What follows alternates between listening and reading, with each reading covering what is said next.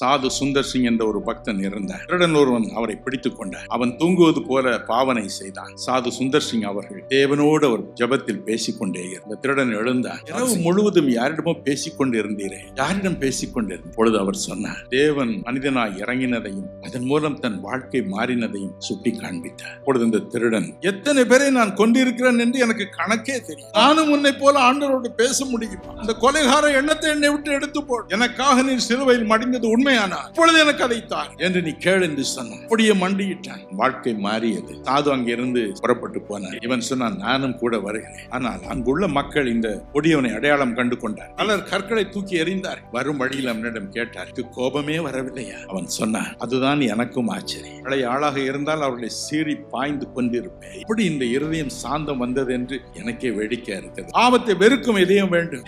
கெஞ்சும் ஒவ்வொருவருக்கும் அதை கொடுப்பார். காரணம், அவர் சிலுவையில் அதை சுமந்தார்.